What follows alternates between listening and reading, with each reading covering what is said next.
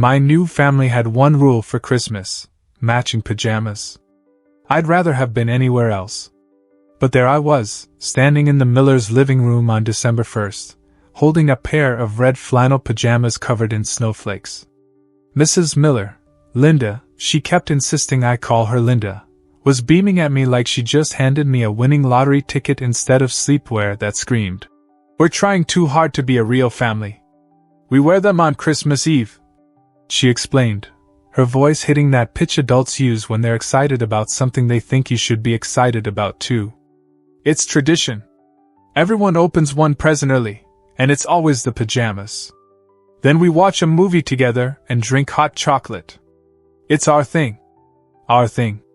Like I was part of some hour now.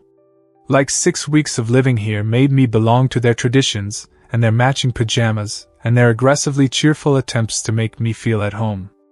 I nodded. Said thanks. Took the pajamas upstairs to my room, my temporary room, because that's what every room had been for the past 6 years, and shoved them in the back of my closet. I'd been in 7 different placements since I was 9. 7 different families or group homes or emergency shelters. 7 different sets of rules and expectations and disappointments. The Millers were just number 8. And sure, this time it was supposed to be different. This time it was adoption. Legal and permanent and all that stuff the social workers got excited about. But I'd learned not to get excited about anything. The thing about being a foster kid is that everyone has a fantasy about what you need. They think you need love and stability and matching pajamas. They think if they just try hard enough, care enough, perform family hard enough, you'll magically become the grateful kid from a Hallmark movie who learns the true meaning of Christmas and calls them mom and dad by New Year's. They don't understand that after 6 years of temporary, your heart builds walls. Thick ones? The kind that don't come down just because someone buys you flannel pajamas. The Millers had 2 biological kids. Emma was 12, and Jake was 8. They were the kind of kids who never had to pack their entire life into a garbage bag at 2 in the morning. Who never had to learn a new last name or memorize a new address or figure out which version of themselves would make these particular adults happy. They were good kids, I guess. Normal. They fought over the TV remote and complained about chores and took for granted that their parents would be there tomorrow and the day after that and every day after that forever. I envied them and resented them in equal measure. December felt like it lasted a year. The Millers went into what I can only describe as Christmas overdrive. Decorations appeared in every room. Not just a tree, though they had that too, a massive thing that took up half the living room, but garland and lights and ceramic villages and nutcrackers and wreaths and those creepy elf dolls that were supposed to move around the house at night. We love Christmas. Tom, Mr. Miller, though he also insisted on first names, told me on the first weekend of December, as we hauled boxes down from the attic. It's Linda's favorite holiday. She goes a little overboard, but it makes her happy. A little overboard. Right. Our house looked like Santa had exploded in it. Every weekend there was a new Christmas activity. Making gingerbread houses. Driving around to look at light displays. Going to the mall to see Santa, which Jake was apparently still young enough to believe in and Emma pretended to believe in to make him happy. Ice skating. A Christmas concert at Emma's school. A cookie exchange with the neighbors. I went along with all of it because I didn't have a choice. Well, technically I did. Linda and Tom were always careful to ask if I wanted to participate, to give me an out, to not force anything. But we all knew the answer. I had to say yes. I had to try. That was the deal. They were trying to include me, so I had to try to be included. But man, it was exhausting. Pretending to care about gingerbread architecture. Pretending to enjoy Christmas music that had been playing on repeat since November. Pretending I was part of this family that had inside jokes I didn't understand and memories I wasn't part of and a history that went back years before I showed up. The worst part was how nice they were about it. If they'd been mean or neglectful or obviously doing this for the tax breaks or the social media clout, I could have hardened myself against them. Could have kept my walls up and my heart closed and waited out the inevitable moment when they realized I was too much work and sent me back. But they weren't mean. They were genuinely, annoyingly kind. Linda made my favorite foods without making a big deal about it. Tom helped me with my homework even though I could tell he was tired from work. Emma invited me to hang out with her and her friends. Jake asked me to play video games with him almost every night. They were trying. Really trying. And that somehow made it worse. Because when they finally gave up on me, and they always did, it would hurt. It would confirm what I already knew about myself. That I was too damaged, too difficult, too much. Better to not let them in at all. 2 weeks before Christmas, Linda sat me down at the kitchen table after school. She had that look on her face that adults get when they're about to have a serious conversation. I braced myself. This was it. This was when she'd tell me it wasn't working out. That they'd tried but I wasn't bonding with the family. That maybe I needed a different kind of placement. Alex, she said, and I forced myself to look at her even though I wanted to stare at the table. I know Christmas is hard. I know all of this. She gestured vaguely around the kitchen, which was currently decorated with paper snowflakes Jake had made. Is a lot. Especially this year. Your first year with us. I waited for the other shoe to drop. I want you to know that you don't have to pretend, she continued. You don't have to act excited or grateful or any particular way. However you feel about all this, that's okay. If it's too much, you can tell me. If you need space, you can take it. You're allowed to have your own feelings about Christmas. I didn't know what to say to that. In my experience, adults said stuff like that but didn't mean it. They wanted you to have feelings as long as those feelings were the right ones. As long as you were appropriately grateful and happy and healed. Okay, I said, because what else was I supposed to say? Linda reached across the table like she was going to take my hand, then thought better of it. She pulled back. We're not trying to replace anything, she said quietly. We're not trying to make you forget your life before us. We just want you to know you're part of this family now. That's all. You belong here. The thing was, I could tell she meant it. That was the dangerous part. She actually believed what she was saying. She actually thought I could just slot into their family like a missing puzzle piece. Like my past didn't matter. Like I hadn't spent 6 years learning that belonging was temporary, and family was just a word that meant nothing.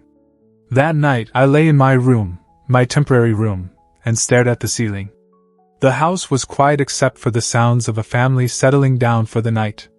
Tom watching TV in the living room. Linda doing dishes in the kitchen. Emma on the phone with a friend. Jake playing video games. Normal sounds. Safe sounds. Sounds I'd learned not to trust. I thought about my mom sometimes. Not the mom from the end, strung out and barely coherent, choosing drugs over me every single time. But the mom from before. The one who'd read me bedtime stories and made pancakes on Saturday mornings and promised me things would get better. The one who loved me, maybe, in her own broken way, before the addiction took everything. I hadn't seen her in 3 years. Didn't even know where she was. The state had terminated her parental rights when I was 12, after the 4th time she'd failed to show up for reunification visits. I was told I could write her letters if I wanted. That my social worker would try to forward them. I never wrote any letters. What was there to say? The Millers had asked about her once, early on. Asked if I wanted to talk about my family, my history, my feelings about everything that had happened. I'd given them the basic facts in the flattest voice possible, making it clear the conversation was over. They hadn't pushed. Hadn't tried to force me into therapy talk or healing moments. I appreciated that, I guess.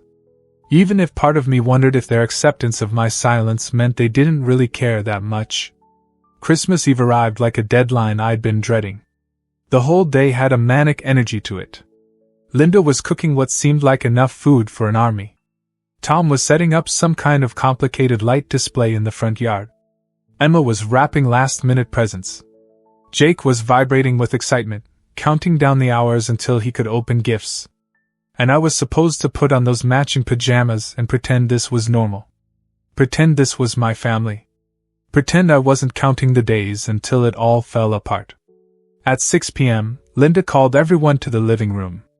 "Pajama time!" she announced, way too cheerfully for someone who'd been cooking all day.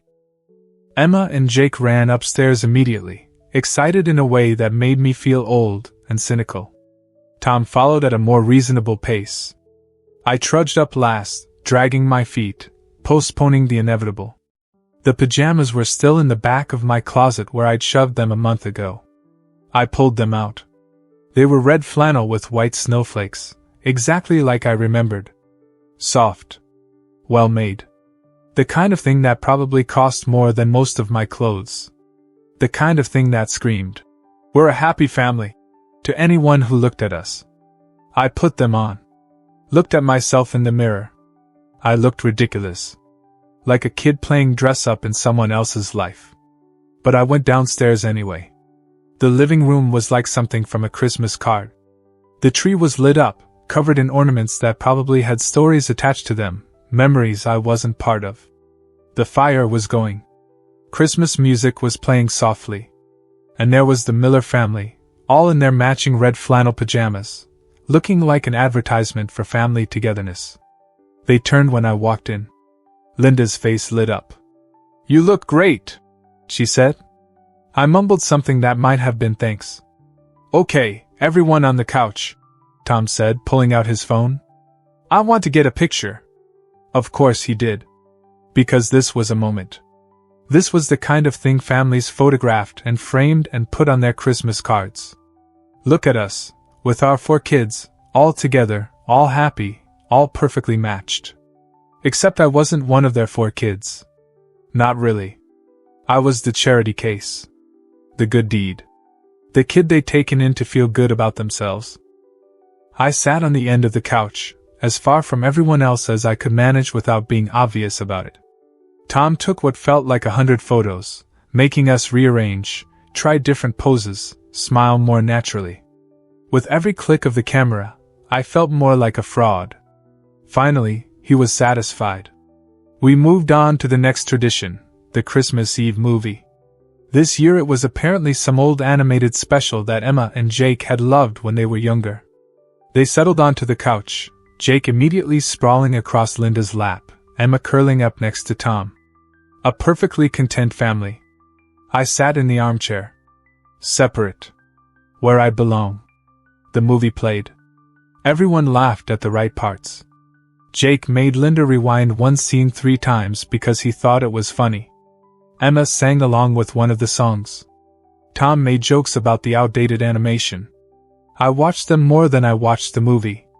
Studied the way they moved around each other with easy familiarity. The way Linda absently played with Jake's hair. The way Emma and Tom had some kind of running commentary going. The way they all just knew how to be together. I'd never had that. Even before foster care, even with my mom, I'd never had that sense of uncomplicated belonging. My childhood had been chaos and uncertainty and waiting for the next crisis. And the last 6 years had been a series of temporary stops, places where I was always the outsider, always the one who didn't quite fit. I didn't know how to be part of a family. Didn't know if I even wanted to learn. After the movie, Linda brought out hot chocolate. Homemade, with real whipped cream and peppermint sticks. She handed me a mug and smiled. "Extra marshmallows," she said. I remembered. She remembered. Because she'd asked me 3 weeks ago how I liked my hot chocolate, and I'd said extra marshmallows without thinking, and she'd actually listened and remembered, and now here it was, exactly how I'd said I liked it. It was such a small thing. But somehow it made my throat tight. We sat around the living room, drinking hot chocolate, and Linda pulled out a book. "One more tradition," she said. "We always read the night before Christmas on Christmas Eve. Tom, you want to do the honors?" Tom took the book and started reading in an exaggerated voice that made Jake giggle. It was corny and overdone and exactly the kind of thing that should have made me roll my eyes. But I found myself listening. Found myself watching Jake's delighted face and Emma's fond smile, and Linda's contented expression as her family performed this ritual they'd probably been doing for years. And for just a second, I felt something crack inside my chest. Something that felt dangerously like longing. When Tom finished reading, Linda clapped her hands together. "All right, bedtime for real. Tomorrow's going to be a big day. Emma, Jake upstairs. Teeth brushed, lights out. Alex," she turned to me, "you can stay up as late as you want. I know you're older. But try to get some sleep, okay?" She was giving me an out. Recognizing that I wasn't 8 years old and didn't need a bedtime. Treating me like a teenager instead of just another one of her children. I appreciated it even as part of me wished she just told me to go to bed. Made the decision for me. Included me in the command to Emma and Jake instead of setting me apart. I went upstairs. Lay in bed in my ridiculous matching pajamas. Listened to the sounds of the house settling. Emma and Jake arguing about something in the hallway before Linda told them to settle down. Tom checking that all the doors were locked. The creak of their bedroom door closing. I couldn't sleep. My mind wouldn't stop racing. Tomorrow was Christmas. My first Christmas with the Millers. The first Christmas of what was supposed to be my forever family. I thought about all the other Christmases I'd had. The ones in group homes where we'd gotten donated toys and a special dinner, and that was it. The ones with foster families who made an effort but it always felt performative, like they were checking boxes on a list of things good foster parents were supposed to do. The one Christmas I'd spent in emergency respite care because my placement had fallen through 2 days before the holiday, and I'd eaten cafeteria food and watched TV alone while the staff worked overtime. This was supposed to be different. This was supposed to be better. The Millers loved Christmas. They had traditions and matching pajamas and genuine excitement about the whole thing. They wanted me to be part of it. So why did I feel so empty? Around midnight, I heard footsteps in the hallway. Soft, trying to be quiet. Then a knock on my door. "Alex?" Linda's voice, barely above a whisper. "You still awake?" "Yeah," I called back. She opened the door a crack. "Can I come in?" I sat up, suddenly worried. Was this it? Had they decided this wasn't working? Were they going to tell me on Christmas Eve that they were sending me back? Linda sat on the edge of my bed, careful to keep distance between us. She was still in her matching pajamas. Her hair was down, and she looked tired. "I couldn't sleep," she said. "Kept thinking about you up here. Thought maybe you couldn't sleep either." "I'm fine," I said automatically. The response I always gave. "I'm fine. Everything's fine. Don't worry about me." Linda was quiet for a moment. Then she said, "I was in foster care too. Did they tell you that?" I stared at her. They hadn't told me that. My social worker had given me the basics about the Millers: stable marriage, good jobs, 2 kids already, lots of parenting experience, strong support system. Nothing about Linda being a former foster kid herself. "I was 8 when my parents died," Linda continued, staring at her hands. "Car accident. I didn't have any other family, so I went into the system. Bounced around for 3 years before I got adopted by a family when I was 11. And I was so angry. At my parents for dying. At the system for being broken. At my foster families for not being my real family. At my adoptive parents for thinking they could replace my mom and dad." She looked up at me. "I wore matching pajamas with them my first Christmas too. Hated every second of it. Felt like a fraud. Like I was betraying my real parents by participating in someone else's family traditions. I didn't know what to say. Didn't know if I was supposed to say anything." "I'm not telling you this to make you feel better," Linda said. "Or to make some point about how it gets easier or how you'll adjust or any of that crap people probably tell you all the time. I'm telling you because I want you to know that I get it. I know what it's like to stand on the outside of a family looking in. To feel like everyone else knows the secret handshake except you. To not trust that any of it is real or permanent. Then why do you do it?" I asked. "All the Christmas stuff. All the traditions. If you remember what it felt like, why do you make me go through it? Linda smiled sadly. Because eventually it did get easier. Not right away. Not even after the first year. But slowly. And those traditions, the stupid matching pajamas and the corny movies and all of it, they became mine too. They became ours. And yeah, I still miss my parents. I still think about them every Christmas. But I can hold both things at once now. The grief and the joy. The past and the present. It doesn't have to be either or. She stood up.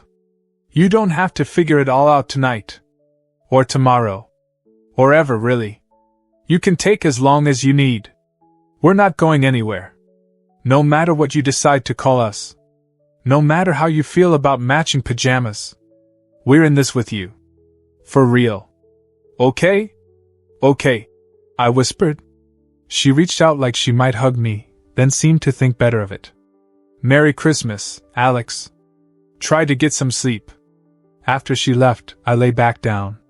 Stared at the ceiling some more. Thought about what she'd said. About being in foster care. About feeling like an outsider. About learning to hold grief and joy at the same time. Maybe she did understand. Maybe this wasn't just performative family building. Maybe they actually got what it was like to be me. I still didn't trust it. Trust took more than one conversation in the middle of the night. But it was something. A crack in my walls. A possibility I hadn't allowed myself to consider. I fell asleep sometime after 2 a.m. and woke up to Jake jumping on my bed at 7. It's Christmas! It's Christmas! Santa came! Get up, get up! I groaned and pulled the pillow over my head, but Jake was relentless. Come on, Alex! We have to go downstairs. Emma's already up. Tom appeared in the doorway. Jake, give him a minute. Alex, sorry. He's been up since 5. We've been holding him off as long as we could. It's fine. I mumbled, sitting up. My eyes felt gritty from lack of sleep. My matching pajamas were twisted around me. I looked and felt like a disaster. Downstairs, the living room had been transformed again. Presents were piled under the tree, way more than I'd expected. The stockings that had been hanging empty on the mantel last night were now bulging with stuff. Linda was already in the kitchen, making breakfast. The smell of cinnamon rolls filled the house. Merry Christmas! Emma said when she saw me. She was sitting on the floor next to the tree, practically vibrating with controlled excitement. Morning, I said. Tom handed me a cup of coffee.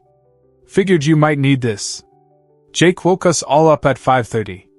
We've been dying waiting for a reasonable hour to start opening presents.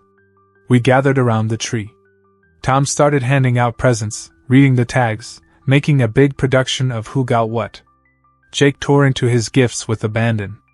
Emma was more careful, trying to preserve the wrapping paper. Linda kept looking around at all of us with this expression of complete contentment. And then Tom handed me a present. Then another. Then another. My pile kept growing. I hadn't expected this. Hadn't expected them to go all out on gifts for me. In past placements, I'd usually gotten 1 or 2 things. Practical things like clothes or school supplies wrapped up to look festive. But this was different. This was a lot. You guys didn't have to. I started. Open them. Linda interrupted gently. Please. We wanted to. So I opened them. New headphones, the expensive kind I'd been wanting but would never have asked for. A gift card to the bookstore downtown. A hoodie from a band I liked. A skateboard, a real one, not some cheap department store thing.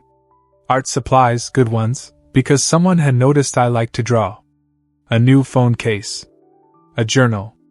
A framed picture of me and Emma and Jake from Thanksgiving, all of us making ridiculous faces at the camera. It was too much. Way too much. I didn't deserve this. Didn't deserve their generosity, or their thoughtfulness, or their obvious attempts to figure out what I actually liked instead of just getting me random stuff.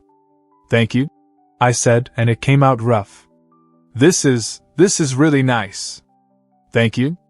There's one more. Tom said, pulling out a small box from behind the tree. This one's from all of us. I opened it carefully. Inside was a key. A house key. And a note in Linda's handwriting. Welcome home, Alex. This is yours. Always. Something broke open in my chest then. Something I'd been keeping locked tight for 6 years. I stared at that key, at those words, and felt tears burning in my eyes. I tried to blink them back, but they came anyway, hot and fast and embarrassing. Sorry, I choked out. Sorry, I'm not usually. Linda was beside me in an instant, pulling me into a hug. Not asking permission, just doing it. And I let her. Let myself lean into her. Let myself cry into her shoulder while she held me and murmured that it was okay, that I was okay, that I was home. Tom joined the hug from the other side. Then Emma. Then Jake, who'd never been able to resist a group hug. We sat there in a pile on the floor, surrounded by torn wrapping paper and presents, and I cried harder than I'd cried since I was 9 years old and a social worker had told me I couldn't go home with my mom anymore. I cried for all the Christmases I'd missed. For all the families I'd lost. For all the years of building walls to protect myself. For the terrifying possibility that maybe, finally, I'd found a place where I could start letting those walls down. When I finally pulled back, wiping my face on my ridiculous matching pajamas, everyone was crying too. Even Jake, who probably didn't fully understand what was happening but was caught up in the emotion anyway. Sorry, I said again. I didn't mean to ruin Christmas. You didn't ruin anything, Emma said fiercely. This is the best Christmas ever. Linda squeezed my hand. Your family, Alex. You've been family since the day you moved in. Since before that, really. Since we first met you and knew. This is just making it official. I don't know how to do this, I admitted. Be part of a family. I don't know the rules. Don't know how to be what you want me to be. We don't want you to be anything except yourself, Tom said. That's all we've ever wanted. Just you. However you are. Whatever you need. The key was still in my hand. I closed my fist around it. Felt the weight of it. The promise of it. A house key. My house key. A symbol that I didn't have to pack my garbage bag and leave in the middle of the night. That this room, this family, this life, it was mine. For real. Not temporary. Not conditional. Not until they got tired of me or I screwed up too badly. Mine. Thank you, I said again, because I didn't have better words. Because there weren't words big enough for what they'd given me. Thank you for not giving up on me. For trying even when I made it hard. For wanting me. Always, Linda said simply. We'll always want you. We spent the rest of the morning in our matching pajamas, eating cinnamon rolls and opening more presents and playing with new toys and gadgets. Jake taught me how to use his new video game. Emma showed me the books she'd gotten, recommending which ones I should read. Tom and Linda just sat on the couch, watching us, looking tired and happy and content. Around noon, family started arriving for Christmas dinner. Linda's parents, who hugged me like I was already their grandson. Tom's sister and her family, who'd brought presents for me even though we'd never met. More people than I could keep track of, all of them friendly and welcoming and treating me like I was just another member of the family instead of the new kid who'd only been there 6 weeks. It was overwhelming. Too many people, too much noise, too much everything. At one point I escaped to my room, needing to breathe, needing space from all the forced cheerfulness and family bonding. But after about 10 minutes, there was a knock on my door.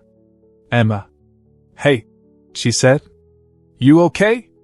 Mom was worried when you disappeared. Yeah, just a lot of people. I know. It's chaos. Grandma always drinks too much wine and gets loud. Uncle Rick tells bad jokes. It's kind of a nightmare. She sat on my bed. But also kind of nice? In a weird way? I sat next to her. Does it ever feel fake to you? All of this? The perfect Christmas, the happy family, all of it. Emma thought about it. Sometimes. Like when Mom and Dad fight but then pretend everything's fine when people come over. Or when we have to take the stupid matching pajama photos and act like we're so happy. But mostly it's real. Mostly they really do love each other and love us. The fake parts are just, I don't know, the performance we do for other people. The real parts are what happens when it's just us. What if I can't tell the difference? I asked. Between real and fake? You will eventually, Emma said. You'll figure it out. And for what it's worth, I'm glad you're here. I always wanted an older brother. Jake's annoying. You're less annoying. Slightly. I smiled despite myself. Thanks. I think. Come back downstairs when you're ready, she said, standing up. Dinner's in an hour. Grandma wants to hear all about school.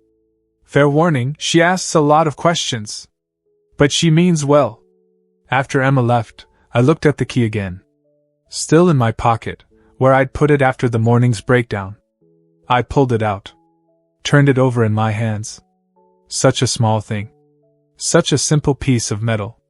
But it represented something huge. Something I'd been afraid to want. A home. A family. A place where I belong. I went back downstairs. Dinner was exactly as chaotic as Emma had warned. Too many people crammed around the table meant for fewer. Dishes being passed and conversations overlapping and Grandma asking me 100 questions about school and friends, and what I wanted to be when I grew up. But it wasn't bad chaos. It was family chaos. The kind that came from people who genuinely wanted to be together. After dinner, we played games. Some complicated board game that had apparently been a Christmas tradition for years. I didn't understand half the rules, but Emma and Jake helped me, and by the third round I was starting to get the hang of it. I even won once, which made Jake accuse me of cheating in that half-serious way kids do when they're not actually upset. As the evening wore on and family members started leaving, the house got quieter. Calmer. Just the five of us again, exhausted from the day, sprawled around the living room in our matching pajamas that were now stained with various foods and rumpled from constant wear. Best Christmas ever, Jake declared from his spot on the floor, where he'd fallen asleep playing with one of his new toys. Every year you say that, Emma pointed out. Because every year it's true, Jake mumbled without opening his eyes. Tom and Linda exchanged a look. One of those married people looks that communicated entire conversations without words. Then Linda turned to me. What did you think? She asked. First Christmas with us. Was it okay? I thought about lying. About giving the answer I thought she wanted to hear.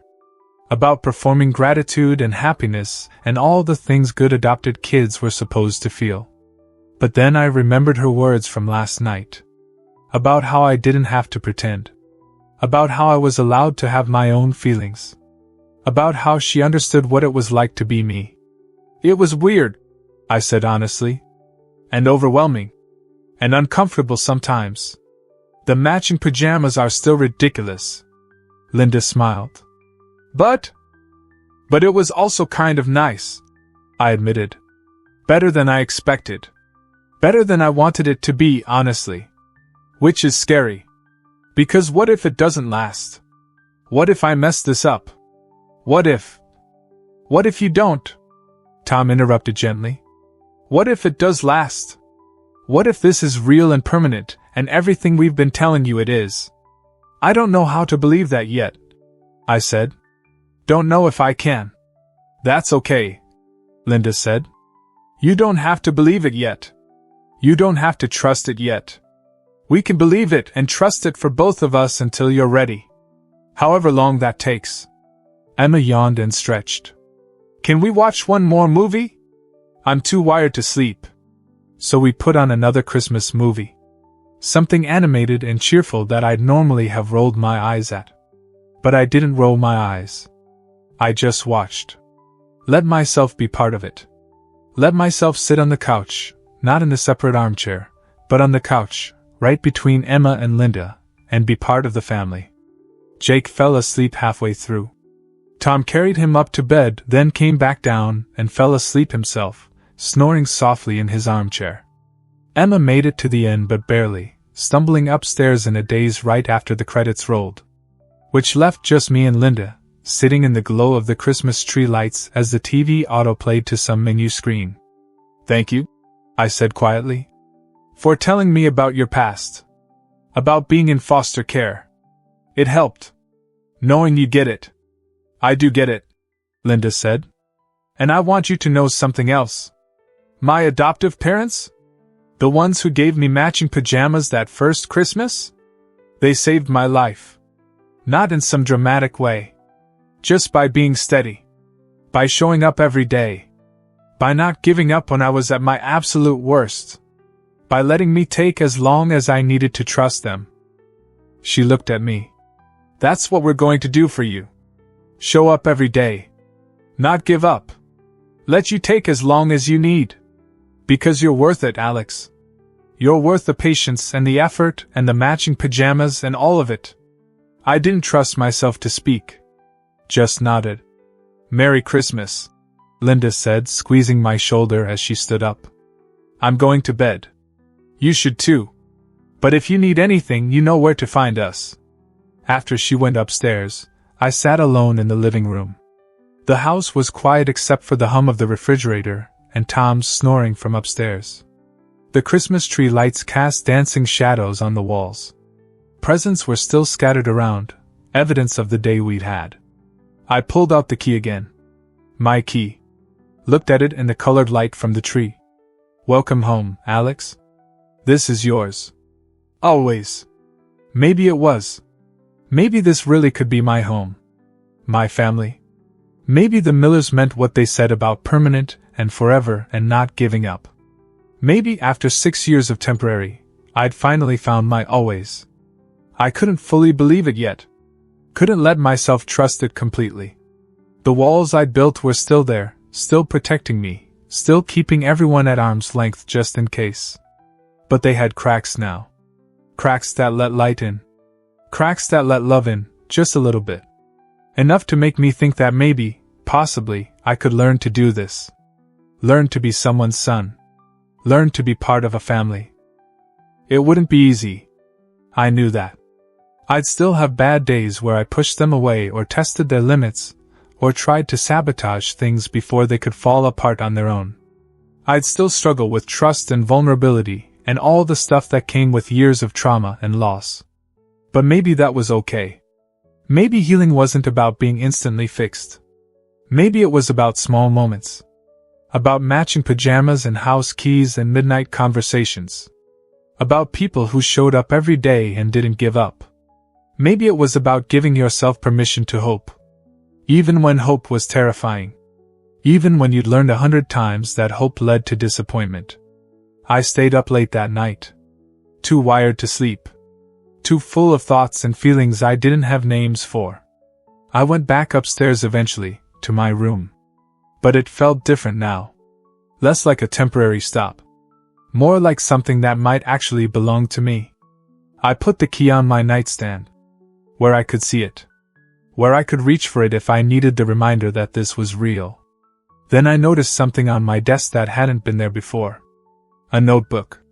The journal Linda had given me that morning. And on top of it, a note in her handwriting.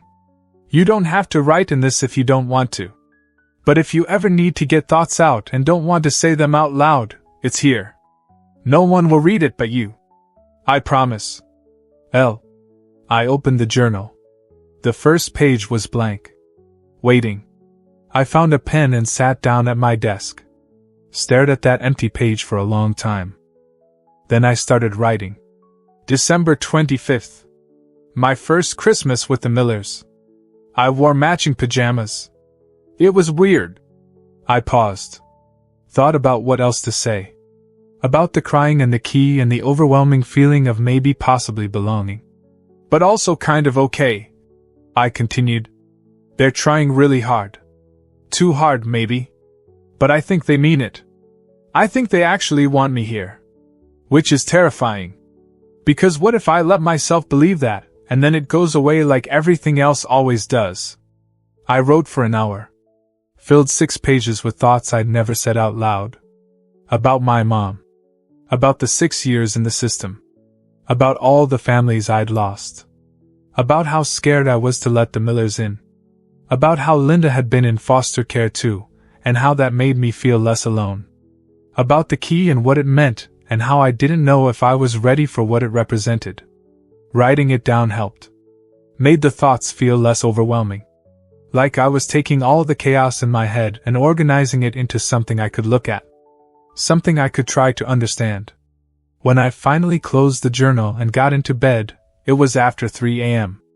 I was exhausted. But it was a different kind of exhaustion than usual. Not the bone-deep weariness of constantly being on guard, but the tiredness that came from actually letting yourself feel things.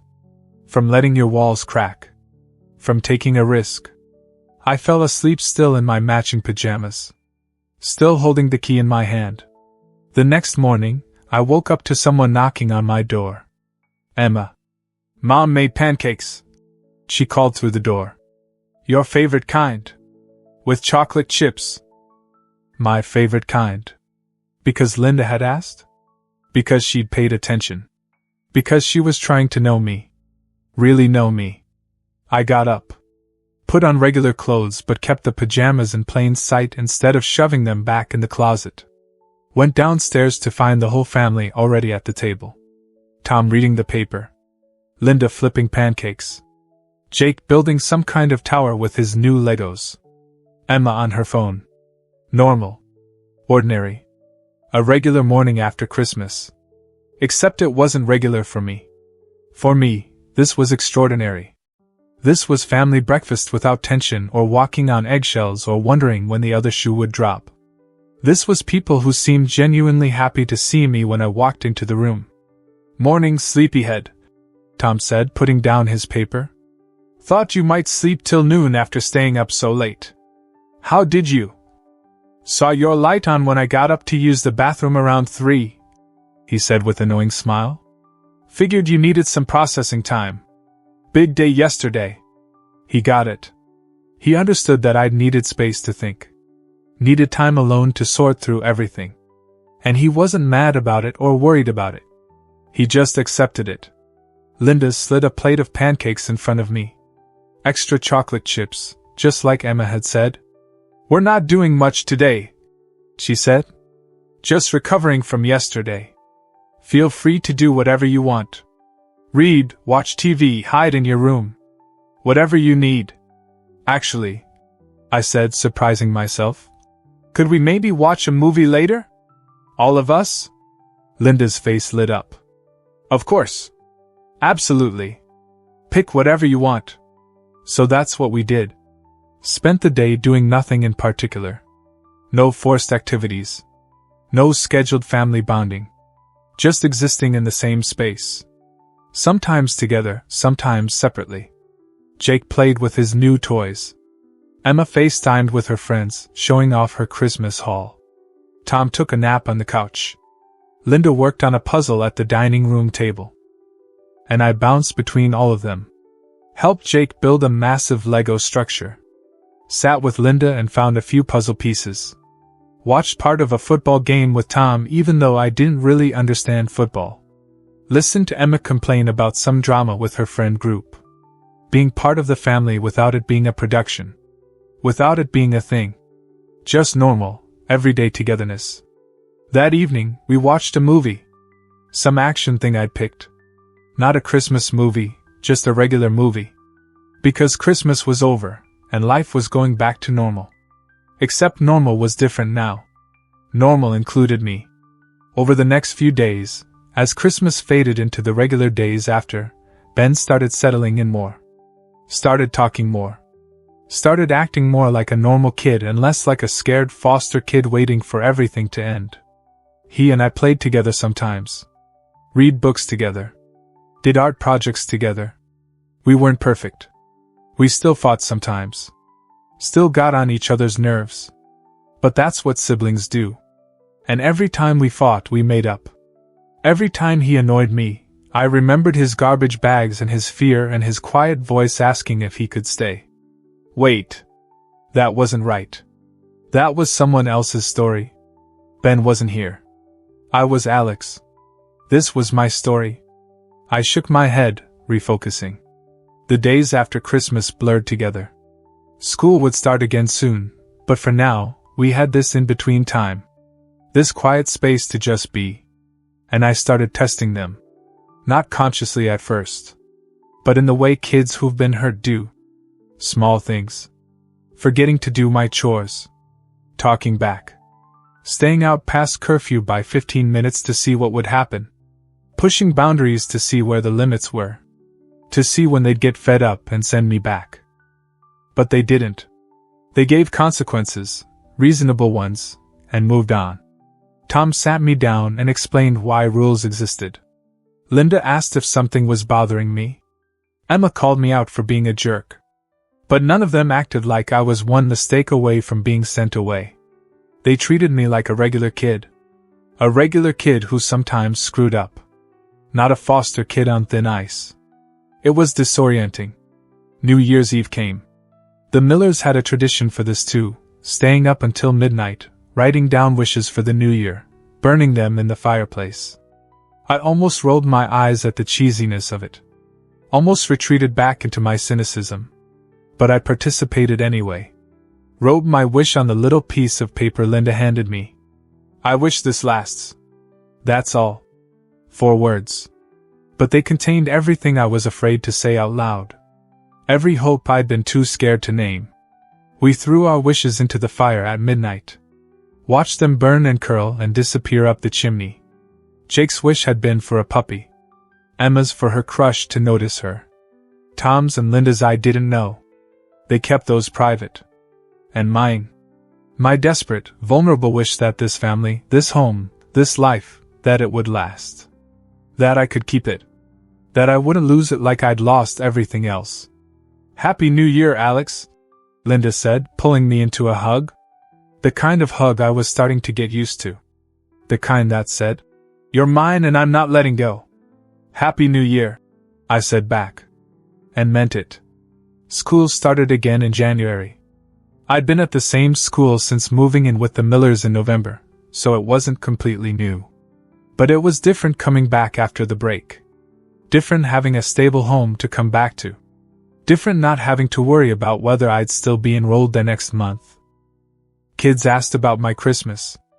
Asked what I got. Normal kid questions. And I answered them. Told them about the skateboard and the headphones and the family dinner. Like I was a normal kid with a normal family and a normal life. Maybe I was starting to be. At home, things settled into a rhythm. School during the week. Homework at the kitchen table while Linda cooked dinner. Video games with Jake. Homework help from Tom when I got stuck on math. Weekend activities that I got to have input on instead of just being dragged along. I started calling them by their first names still. Not Mom and Dad. I wasn't ready for that. Might never be ready for that. But Linda and Tom didn't push. Didn't seem hurt by it. They told me to use whatever names felt comfortable, and they meant it. Emma asked me about it once. Do you think you'll ever call them Mom and Dad? I don't know, I said honestly. Maybe. Maybe not. Does it matter? Not to them, she said. They just want you to be happy. Whatever that looks like. February came. Then March. The adoption finalization hearing was scheduled for April. 6 months after I'd moved in. 6 months of proving to the court that this placement was stable, that we were a good match, that this should be permanent. 6 months of me slowly, gradually, learning to trust. Learning to let people in. Learning to believe that maybe, just maybe, this was real. I still had bad days. Days where I shut down and pushed everyone away. Days where I was convinced they were going to change their minds.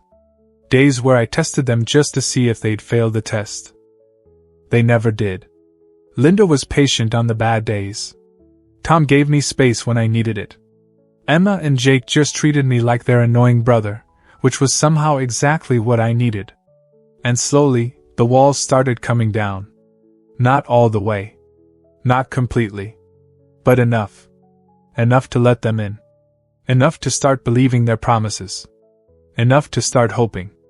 The finalization hearing was on a Thursday in April. We all dressed up, not matching pajamas this time, but nice clothes. Court clothes.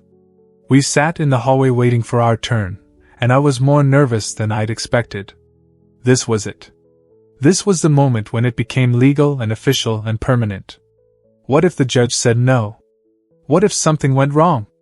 What if... "Hey," Linda said quietly, taking my hand. "It's going to be fine. This is just a formality. The decision's already been made. By all of us. This is just making it official. What if I mess it up?" I whispered. "What if I say the wrong thing or—" "You won't," Tom said firmly. "And even if you did, it wouldn't matter. We're in this. All the way. Nothing you could say would change that." The hearing itself was quick. The judge asked me some questions. Asked if I wanted to be adopted by the Millers. If I felt safe in their home. If I understood what adoption meant. I said yes. Yes to all of it. Yes to this family. Yes to this home. Yes to letting myself hope that this could last. The judge signed the papers.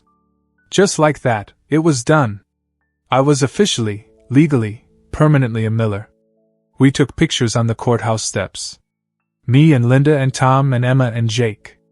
My family. Not temporary. Not conditional. Not until something better came along or I screwed up too badly. Mine.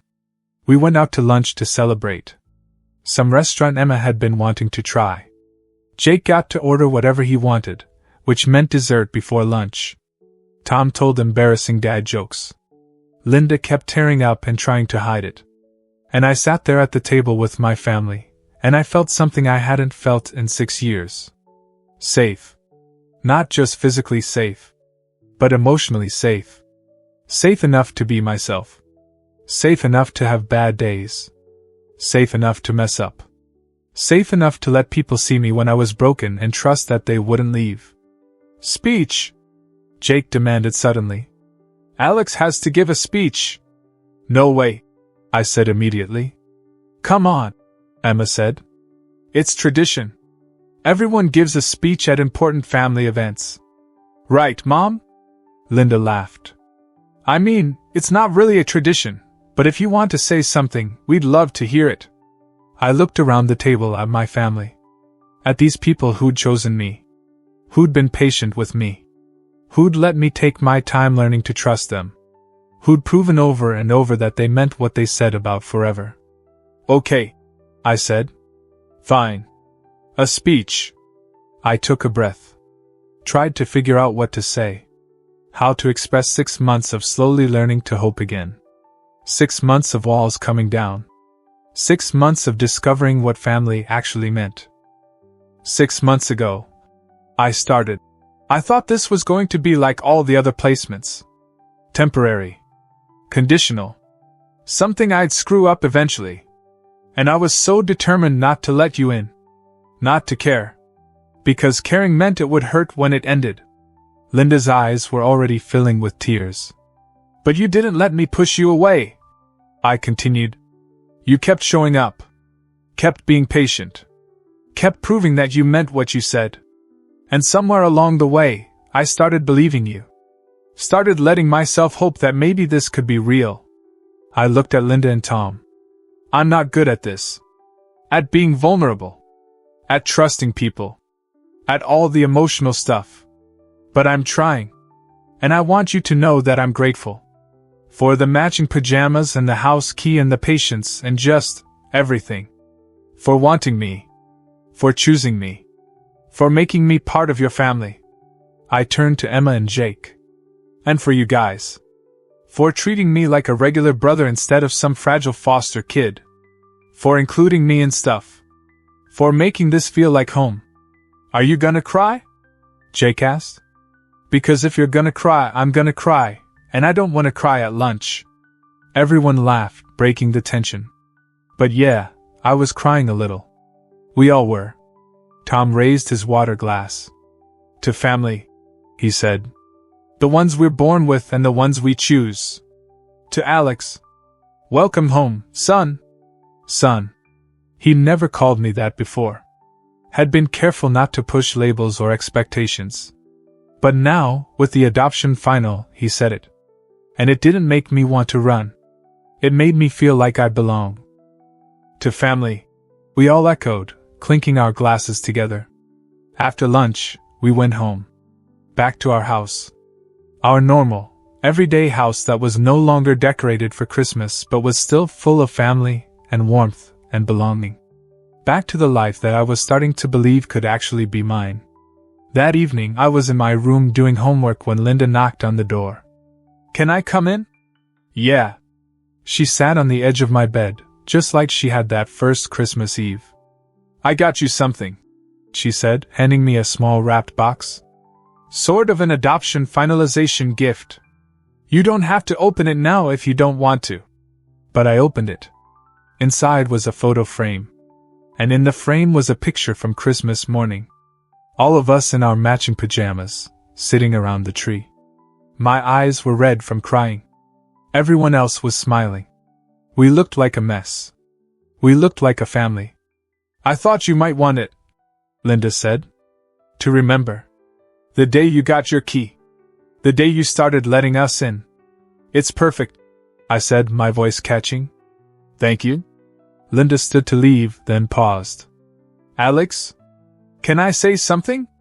I nodded. "I know you're not ready to call us Mom and Dad. And that's completely okay. You don't ever have to if you don't want to. But I want you to know that's how we think of you. Not as our foster son. Not as our adopted son. Just as our son. You're ours the same way Emma and Jake are ours. You're not different or less or other. You're just ours. Okay?" "Okay," I whispered. After she left, I set the photo on my nightstand. Next to the key. 2 reminders that this was real. That I belonged here. That I had a home. I pulled out the journal Linda had given me for Christmas. I'd been writing in it pretty regularly since that first night. Processing feelings. Working through stuff. Trying to figure out how to be a person who had a family. I opened to a new page and started writing. April 14th. The adoption is final. I'm officially a Miller. Legally and permanently and all that. 6 months ago, I would have said this was impossible. That I was too broken. That they would give up on me eventually. But they didn't. They stayed.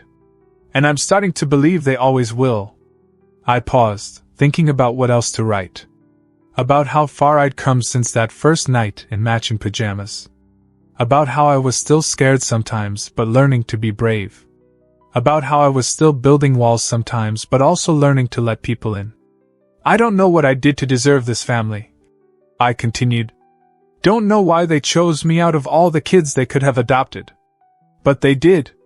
And I'm going to try to be worth it. Try to be the son they believe I can be. Try to let myself be happy. Try to trust that this is real and permanent and forever. It's still weird sometimes. Still feels like I'm playing a role in someone else's life. But it's getting easier. The awkwardness is fading. The cynicism is softening. The walls are coming down. And underneath all of that, I think I'm actually happy. For the first time in 6 years, I'm actually, genuinely happy. I closed the journal and looked around my room. My permanent room. Mine. The walls were still mostly bare. I hadn't fully personalized the space yet, hadn't fully claimed it as my own. But that was okay. I had time. All the time in the world to make this space mine. To make this family mine. To let myself believe in forever. There was a knock on my door. Emma this time. Jake wants to know if you'll play video games with him. He's being super annoying about it. Yeah, I said, standing up. Tell him I'll be down in a minute. Cool. Also, Mom's making your favorite for dinner. The pasta thing. Just FYI. Emma left, and I smiled to myself. My favorite. Because Linda paid attention. Because she cared. Because I was part of this family in all the small, everyday ways that mattered. I took one more look at the photo on my nightstand. At my family in our ridiculous matching pajamas. at the moment when everything started to change. Then I headed downstairs to play video games with my brother. To be part of the evening routine. To be home. Finally, completely, perfectly home.